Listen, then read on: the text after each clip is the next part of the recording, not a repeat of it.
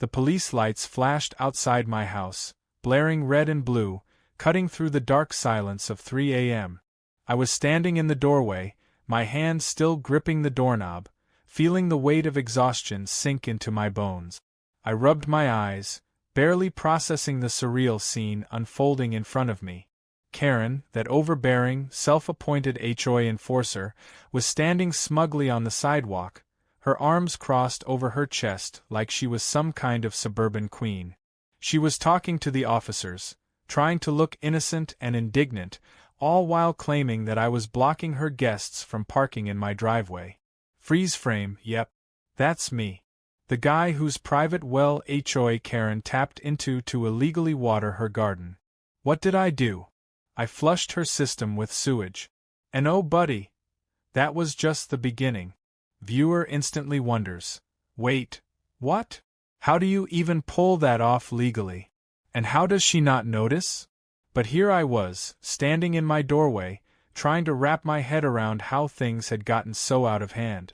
The officers were talking to Karen, trying to keep their expressions neutral as they listened to her complain about my truck parked, rightfully, mind you, half a foot too far out of my driveway.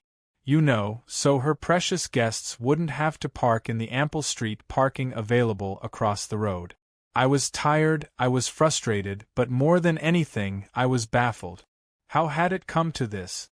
Sir, it's a simple request, one of the officers said, his voice trying to remain calm but with that underlying note of disbelief. If you could just move the truck so her guests can park, we wouldn't have to escalate this. I blinked. I couldn't be hearing this.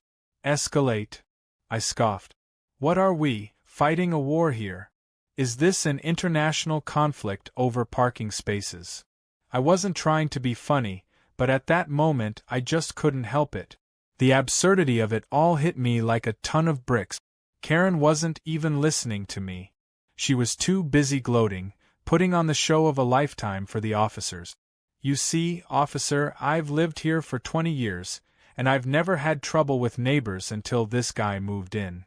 She was practically glowing, like she'd just won some sort of moral victory by making my life hell. And now he's causing issues for my guests. They should be able to park wherever they need. I shook my head. If there was one thing I knew about Karen, it was this. She had a knack for turning trivial matters into full-blown catastrophes. This was all about control for her. It was never really about the parking or the so-called guests. It was about power. She had spent years bullying the HOA into doing her bidding, and now, here I was, the latest target of her self-righteous wrath. The problem was, I wasn't playing by her rules. Ma'am, could you just… One of the officers began, trying to interject, but Karen was on a roll, and once she started talking, there was no stopping her. I just want to be treated fairly. Karen snapped, her voice rising in that shrill, entitled pitch that made everyone within a 10-mile radius regret their life choices. Why should I have to tell my guests to park across the street like they're second-class citizens? This is a neighborhood, not a parking lot. She waved her hand dramatically. This guy is causing trouble for everyone.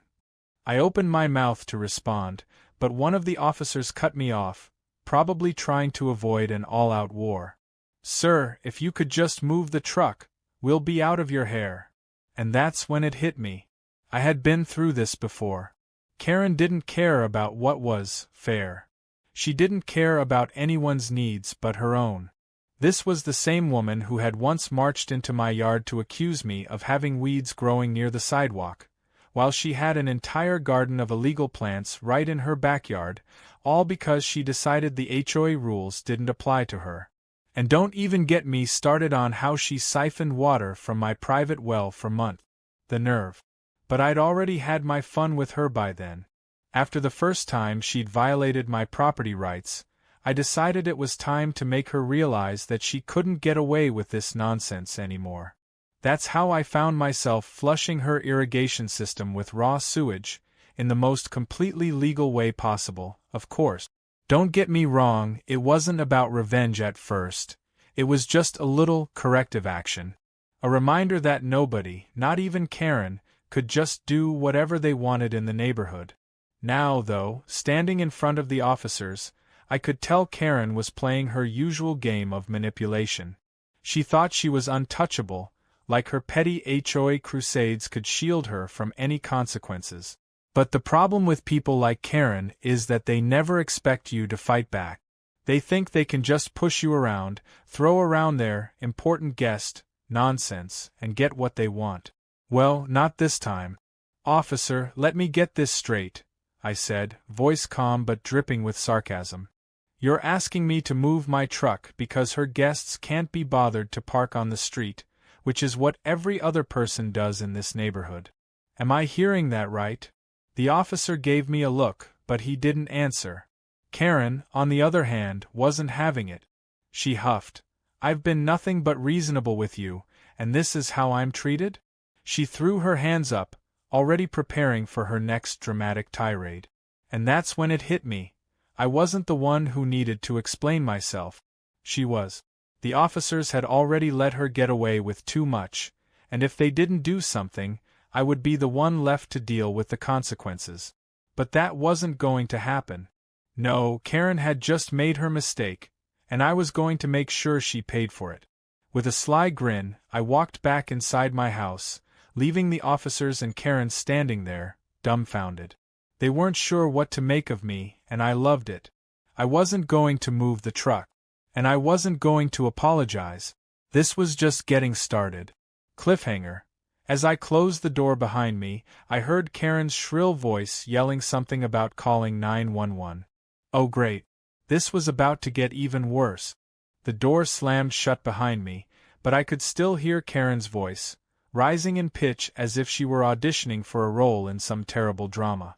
This is outrageous. I'll call 911, she screeched. At that moment, I couldn't help but chuckle. It wasn't even a real emergency. My truck wasn't blocking anyone's driveway, but Karen was a master at making mountains out of molehills. I walked away from the door, trying to shake off the disbelief that had taken over my entire body. This was the point I knew things were going to escalate. I didn't just have to deal with Karen anymore. Now I was going to have to deal with the authorities. And who knows? Maybe this was exactly what Karen wanted. A chance to put me in the hot seat and make me look like the villain in her perfect little world. I made my way back to the living room and collapsed onto the couch. The night had been long enough, and now I was dealing with Karen's ridiculous stunt. I tried to stay calm, even though every inch of me wanted to march back outside and give her a piece of my mind. I knew that would only make things worse, though. In the silence of my living room, I could hear the distant sound of Karen still yelling outside, probably giving the officers an earful about how much of a troublemaker I was. The thought of her standing there, spinning her version of events, made me cringe. This wasn't about parking anymore. This was about control, her need to dictate everyone's actions, even if it meant making a mountain out of the smallest of pebbles. I glanced at my phone. No messages. The only thing lighting up the screen was a notification from the HOA board. Oh, perfect. They'd been sending me passive-aggressive emails ever since Karen started stirring the pot. The first one came after Karen reported me for loud noises, because I had the audacity to run my lawnmower at a reasonable hour. The second one came when she complained about a small crack in my mailbox. According to Karen, the HOA standards demanded no cracks in mailboxes, no matter how insignificant. Each email was another reminder of how deep Karen's reach ran. The HOA was like her personal puppet show, and she was the star. I opened the email and skimmed through it. Sure enough, it was another warning about neighborhood disturbances, citing the recent issues between me and Karen. They weren't even taking the time to listen to both sides. It was all about appeasing her. That was the moment I realized that if I wanted to make this stop, I'd have to fight back. The HOA wasn't on my side. They were just as much a part of Karen's game as she was. If I was going to win, I had to do this my way. I couldn't rely on anyone else. I leaned back on the couch and began thinking. I needed to come up with a plan. Something clever. Something that would make Karen regret ever trying to push me around.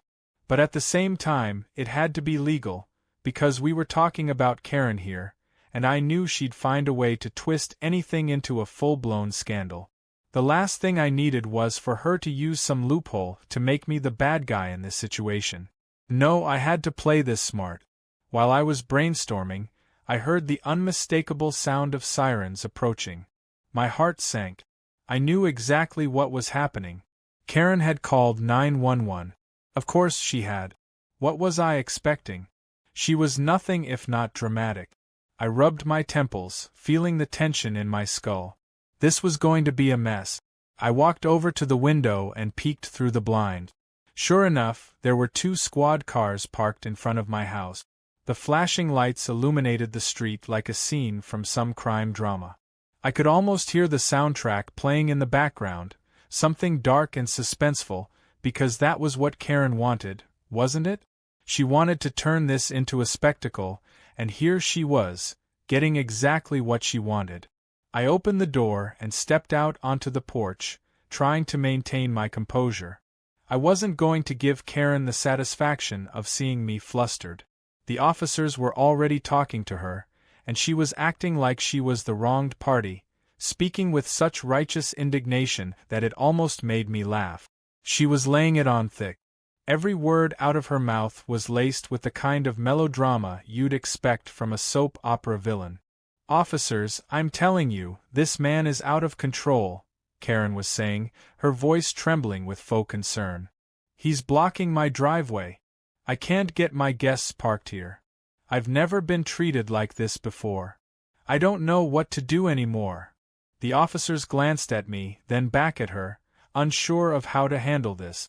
I could tell they weren't thrilled to be here, especially not for something as ridiculous as this. I didn't say anything. I just stood there, waiting for one of them to finally address the absurdity of Karen's complaint. "Ma'am, can you explain what happened?" one of the officers asked. His tone was neutral, but I could see the frustration in his eyes. He had dealt with enough of this kind of thing to know it wasn't worth his time. He wasn't about to get involved in some HOA drama that didn't even belong in his jurisdiction. Karen shot me a venomous look before launching into her version of events. "This man has been nothing but trouble since he moved in, and now he's blocking my driveway so my guests can't park.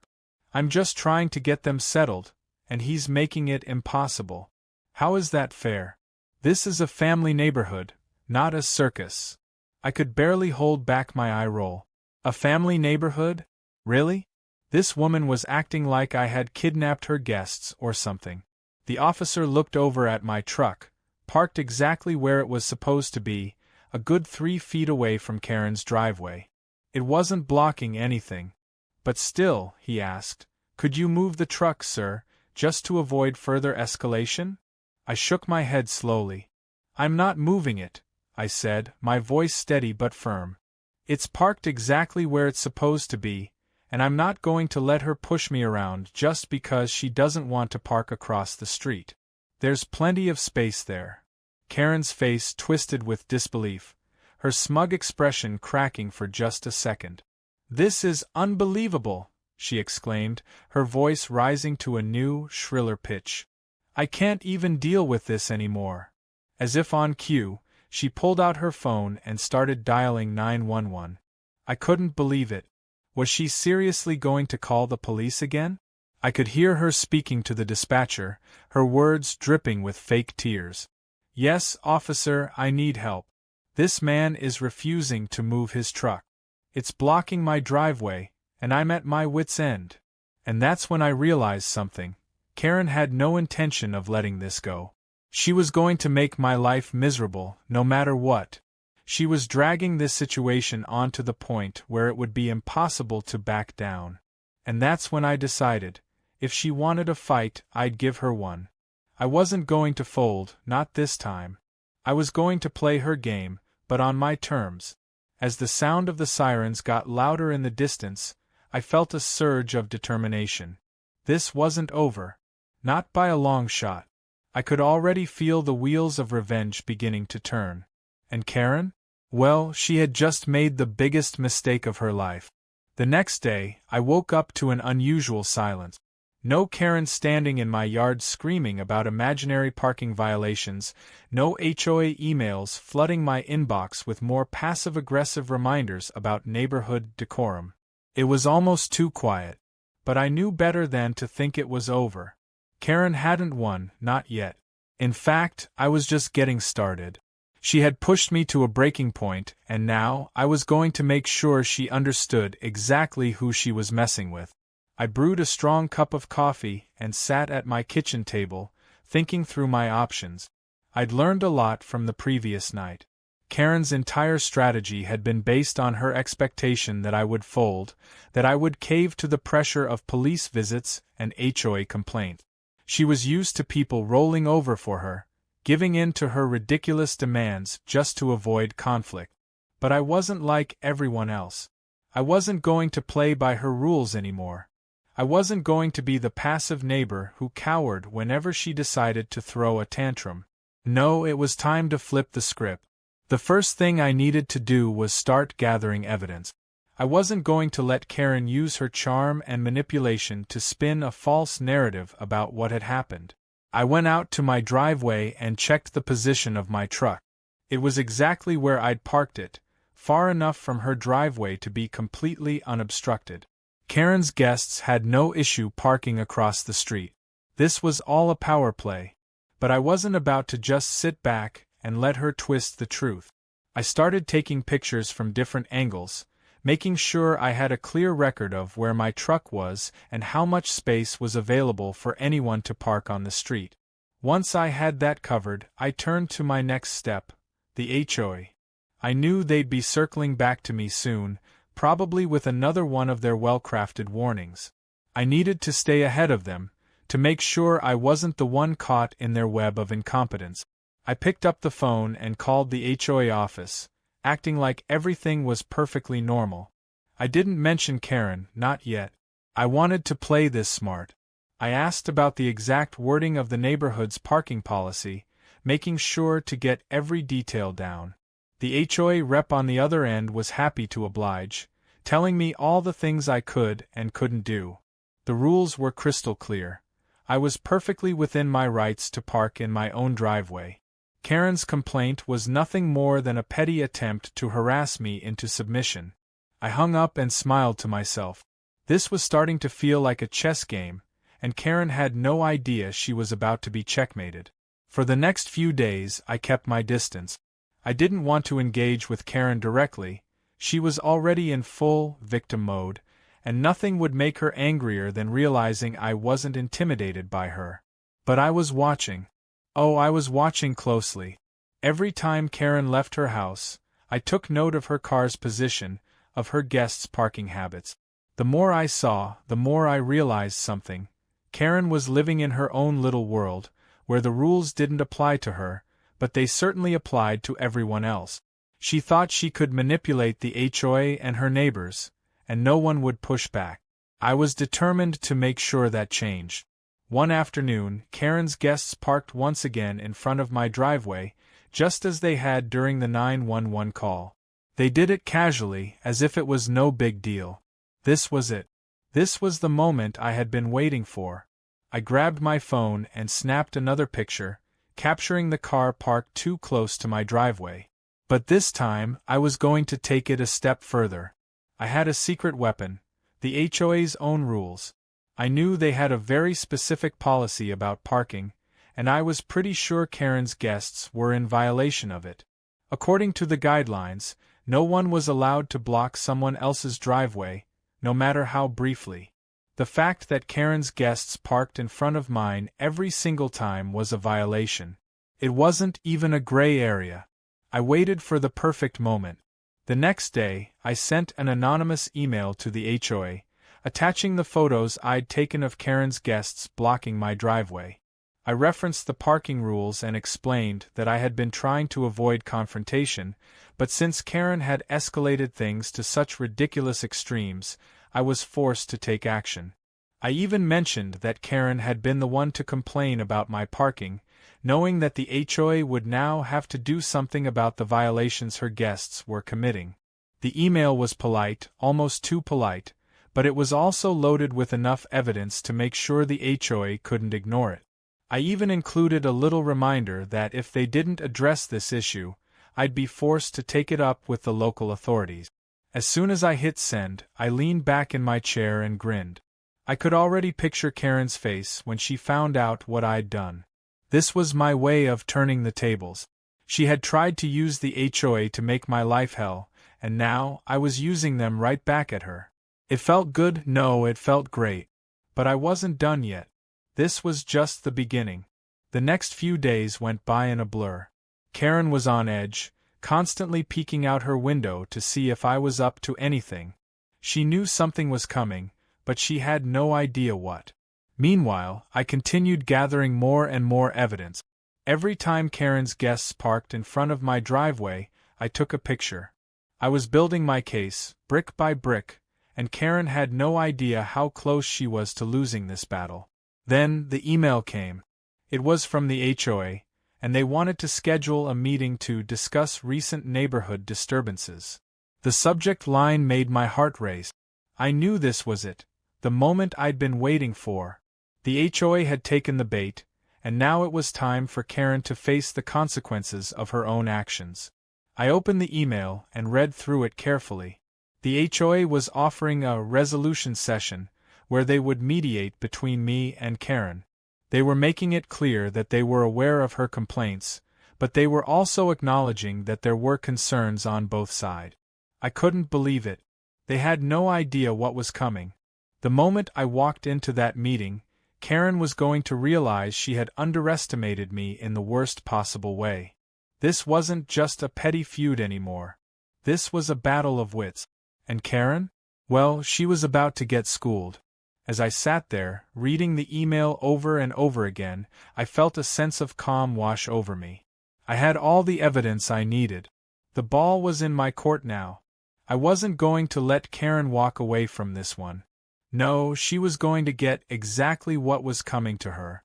And when it was over, she'd finally realize that she wasn't the one calling the shots anymore. The day of the HOA meeting arrived. I had never been this prepared for anything in my life.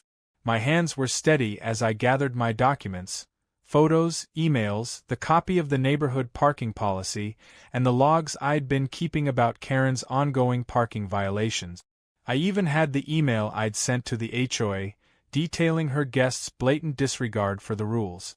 Everything I needed was neatly organized, and I couldn't help but feel a little giddy at the thought of finally confronting Karen on her turf. This was it. The culmination of everything that had happened over the past few weeks. When I walked into the HOA meeting room, I was immediately met with the usual cold, corporate atmosphere. A long table with a few chairs lined up on either side, a whiteboard on the wall, and a stack of dull paperwork that everyone seemed to take way too seriously. The board members were already seated, their faces all stoic and bored as they waited for the meeting to begin. And there, at the end of the table, sat Karen. Her posture was straight, her arms crossed, and that smug little smile on her face told me she thought she had this whole thing in the bag. She probably thought I would be the one groveling, the one apologizing for the trouble I'd caused. But I wasn't about to make it easy for her. The board members greeted me with the usual formalities, but there was no mistaking the tension in the air. I could see it in their eyes. They had no idea what to expect. I wasn't the first person to come in here with a complaint about Karen, but I was probably the first one who had the proof to back it up. I took a seat across from her, making sure to meet her gaze with a neutral expression. Karen tried to give me a cold, calculating stare, but I could see her hands shaking slightly. She had no idea what she was in for. The meeting began with the usual pleasantries, but the real conversation didn't start until the board asked about the specific issue between Karen and me. Karen immediately launched into her version of events, painting herself as the victim of a terrible neighbor who had no regard for her guests or the community standards of the neighborhood.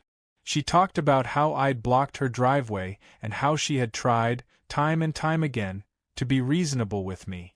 "I just want to live in peace," she said, her voice dripping with false sincerity. But this man has made it impossible. It's really disruptive. I bit my tongue, not wanting to interrupt her just yet. Let her tell her story. Let her dig her own hole. When she finished, the board turned to me, asking for my side of the story.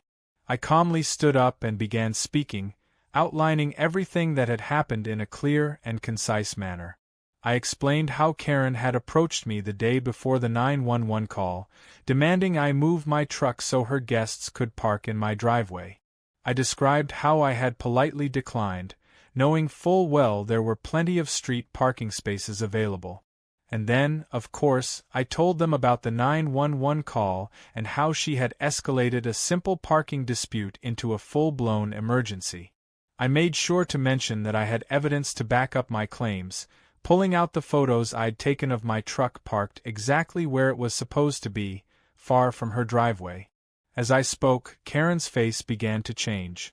The smug smile faded, replaced by a look of disbelief. She was starting to realize that I wasn't just going to back down.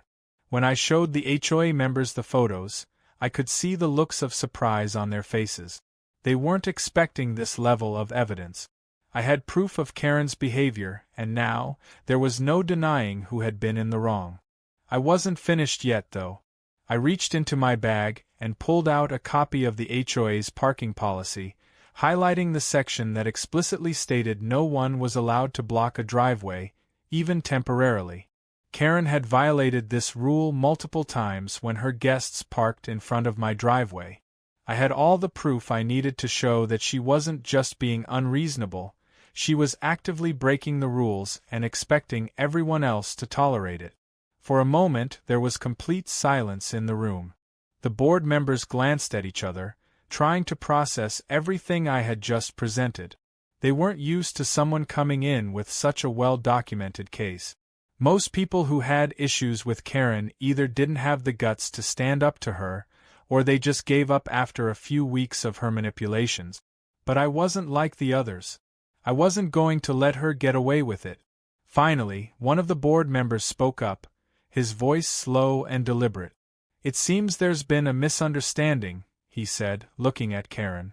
"According to the photos and the parking policy, it looks like you have been in violation of the HOA's rules, not your neighbor." The words hit Karen like a punch in the gut. Her face turned red with embarrassment, and for the first time since the meeting started, she looked unsure of herself. "No," she stammered, trying to regain some composure. "That's not true. He's making it all up. This is just a smear campaign. He's lying." Her voice cracked, and I could tell she was losing control of the situation. The board members exchanged uncomfortable glances, clearly caught between a rock and a hard place. They didn't want to anger Karen, but they also knew she had overstepped. It was obvious to everyone in the room that Karen had been the one causing the problems, not me. One of the board members cleared his throat. "Karen, we've reviewed the evidence, and we cannot ignore the fact that your actions have been disruptive. We'll need to issue a warning, and we will be investigating further." Karen opened her mouth to protest, but before she could say anything, the board continued. "Additionally, we'll be placing a formal note on file regarding the repeated parking violations from your guests. We expect this to be addressed." The look on Karen's face was priceless. She was seething, but there was nothing she could do. She had been caught in her own web of lies, and now the HOA was finally holding her accountable for it. As the meeting concluded, I felt a sense of relief wash over me. I had done what I set out to do. I had exposed Karen for the petty, manipulative person she truly was, and I had used the HOA's own rules against her. There was no way she could come back from this. When I walked out of the meeting room, I felt like I was walking on air. For the first time in a long while, I had taken control of the situation. Karen's power had been stripped away, and it felt incredibly satisfying to know that I had been the one to bring her down a peg.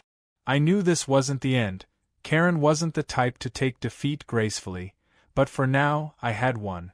And that was enough. As I headed back home, I couldn't help but smile to myself. This had been the perfect revenge. Not the kind of petty payback where you do something destructive or underhanded. No, this was better. This was about using the system to hold Karen accountable, to show her that not everything could be bent to her will. And as for me, I had proven that sometimes the best way to win against a Karen was by playing the game smarter, not harder.